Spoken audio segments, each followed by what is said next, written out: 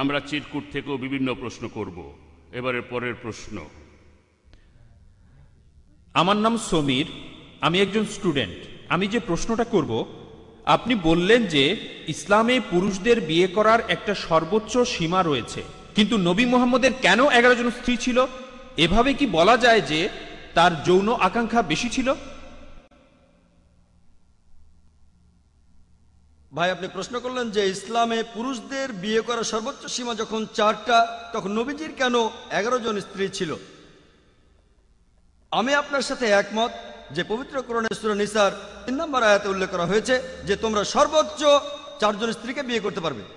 কিন্তু আরেকটা আয়াতে আছে, সূরা আহজাবের 52 নম্বর আয়াতে উল্লেখ করা হয়েছে, এরপরে তোমার জন্য কোনো নারী বৈধ নয় এবং তোমার স্ত্রীদের পরিবর্তে অন্য স্ত্রী গ্রহণও বৈধ নয় যদি তাদের সৌন্দর্য তোমাকে মুগ্ধ করে।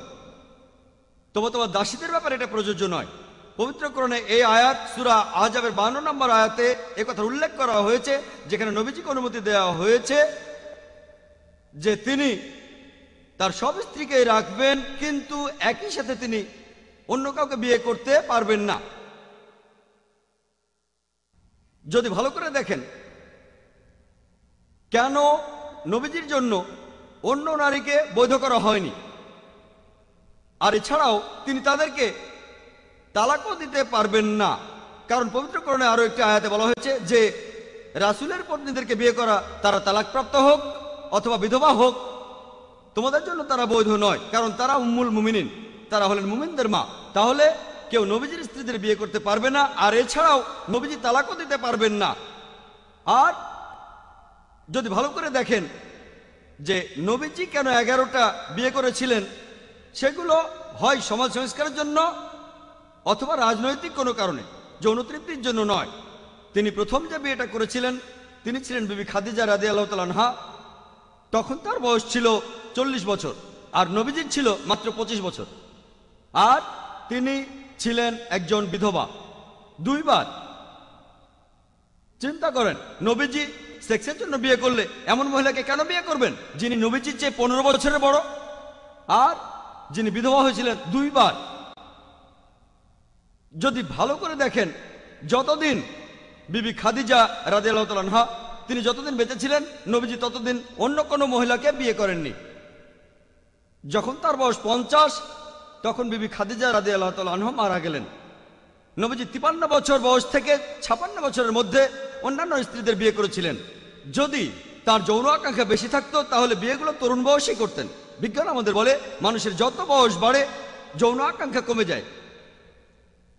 এটা নবীজির উপরে দোষারোপ করা। মাত্র 2টো বিয়ে করেছিলেন স্বাভাবিক পরিস্থিতিতে, একজন বিবি খাদিজা, অন্যজন বিবি আয়েশা, আল্লাহ তাদের দুজনকেই শান্তিতে রাখুন। অন্য সবগুলো বিয়ে ছিল বিভিন্ন পরিস্থিতিতে, হয় সমাজের কোনো সংস্কার অথবা রাজনৈতিক কারণে।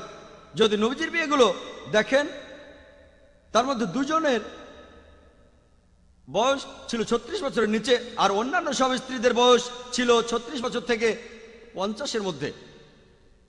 প্রত্যেকটা বিয়ে দেখতে পারেন, প্রত্যেকটাতে কিছু কারণ ছিল। যেমন বিবি জোহারিয়া, তিনি ছিলেন বানু মুস্তালিক গোত্রের মহিলা। এই গোত্রটা খুবই শক্তিশালী ছিল আর মুসলিমদের সাথে বিরোধ ছিল। এর কিছুদিন পর মুসলিম সৈন্যরা তাদের কোণঠাসা করে ফেলল, আর তারপরে নবীজি তাকে বিয়ে করলেন। নবীজি তাকে বিয়ে করার পরে সাহাবীরা বলতে লাগলেন, আমরা কিভাবে আমাদের নবীজির আত্মীয়দের বন্দী করে রাখবো। তারপর তাদের মুক্ত করে দিলেন, আর এরপরে এই 2 গোত্র বন্ধু হয়ে গেল। আরো দৃষ্টান্ত আছে। যখন নবীজি বিয়ে করলেন বিবি মাইমুনা রাদিয়াল্লাহু তাআলা আনহাকে, যিনি ছিলেন নাজাদ গোত্রের সর্দারের স্ত্রীর বোন, এই গোত্রের লোকেরা 70 জন মুসলমানকে তখন হত্যা করেছিল। আর মুহাম্মদ সাল্লাল্লাহু আলাইহি সাল্লাম যখন তাকে বিয়ে করলেন, নাজাদ গোত্র তখন মদিনার নেতৃত্ব মেনে নিল, আর নবীজিকেও তাদের নেতা হিসেবে মেনে নিল। নবীজির এইসব বিয়েগুলোর পেছনে ছিল কোনো রাজনৈতিক কারণ বা সামাজিক সংস্কার। বিয়ে করেছিলেন উম্মে হাবিবাকে, যিনি ছিলেন তখনকার মক্কার সর্দার আবু সুফিয়ানের মেয়ে। আর এই বিয়ে মক্কা বিজয়ের সময়কালে বেশ গুরুত্বপূর্ণ ভূমিকা পালন করেছিল। এছাড়াও আছেন বিবি সাফিয়া রাদিয়াল্লাহু তাআলা আনহা।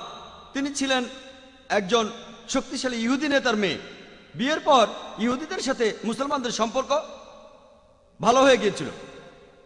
এভাবে দেখবেন যে সবগুলো বিয়েতেই কোনো ভালো কারণ ছিল। বিয়ে করেছিলেন হযরত ওমরের মেয়ে হাফসা রাদিয়াল্লাহু তাআলা আনহাকে, যাতে করে সাহাবীদের সাথে তার সম্পর্ক মজবুত হয়। আর সামাজিক কারণে তিনি একজন তালাকপ্রাপ্তা মহিলাকে বিয়ে করেছিলেন। তিনি হলেন বিবি জায়নাব। তিনি যখন তালাক পেলেন, নবীজি তাকে বিয়ে করলেন। সবগুলো বিয়ের পেছনেই ছিল রাজনৈতিক কারণ ও সমাজ সংস্কার। তিনি যে বিয়েগুলো করেছিলেন সেগুলো ছিল মানুষের ভালোর জন্য, ভালো সম্পর্কের জন্য, যৌন তৃপ্তির জন্য নয়। আশা করি উত্তরটা পেয়েছেন। এবারে মহিলাদের মধ্য থেকে আমার নাম হাসিনা, আমি আইনের একজন ছাত্রী।